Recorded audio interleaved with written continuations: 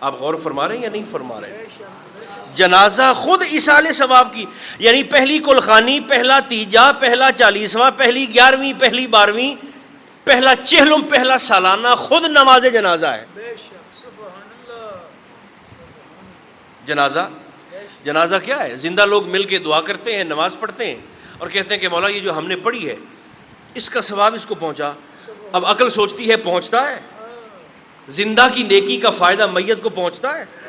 میں نے کہا اگر میت کا فائدہ زندہ کو پہنچ سکتا ہے تو زندہ کا فائدہ میت کو بھی پہنچ سکتا ہے۔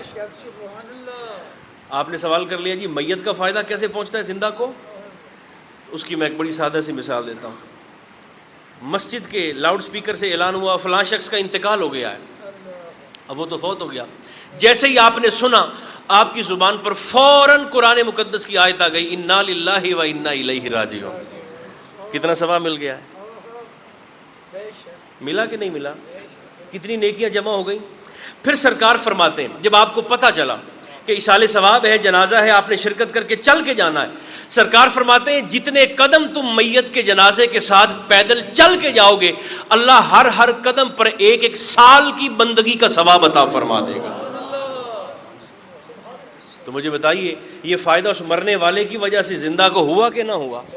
تو اگر اس کا فائدہ ہو سکتا ہے تو پھر میرے محبوب کا فرمان، سرکار نے فرمایا جو شخص فوت ہو جائے اس کے جنازے کے ساتھ 40 لوگ مل کر میت کی بخشش کے لیے دعا کر دیں، اللہ 40 لوگوں کی دعا کا صدقہ مرنے والے پر جنت کو واجب فرما دیتا ہے۔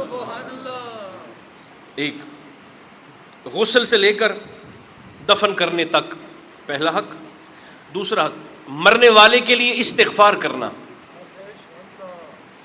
مرنے والے کے لیے دعائے استغفار کرنا، تیسرا حق بر الاصدقاء، ابا جی فوت ہو جائیں تو تایا کے ساتھ، چچا کے ساتھ، باپ کے دوستوں کے ساتھ حسن سلوک کرنا، ماں کا وصال ہو جائے تو خالہ کے ساتھ، ماں کی سہیلیوں کے ساتھ حسن سلوک کرنا۔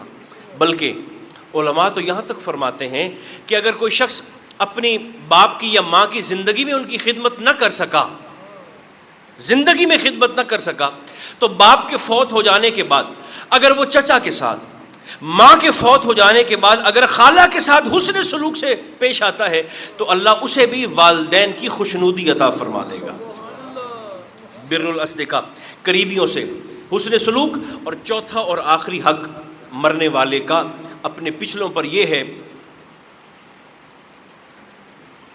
کہ جو نیک کام والد اور والدہ نے اپنی زندگی میں شروع کر رکھے تھے انہیں روکے نہیں بلکہ انہیں جاری رکھے۔ کسی غریب کے ساتھ مدد کرتے تھے، کوئی حسن سلوک کرتے تھے، کسی کے ساتھ ان کا رویہ اچھا تھا، معاملات ٹھیک تھے، تو نیک اور اچھی اولاد کی یہ ڈیوٹی اور ذمہ داری ہے کہ وہ اپنے والدین کے اچھے کاموں کو روکے نہیں بلکہ ان کے اچھے کاموں کو جاری رکھنے اور جاری رہنے کا سبب اور سامان مہیا کرے۔ یہ مرنے والے کے حقوق ہیں، اور سب سے بڑھ کر میرے نبی نے فرمایا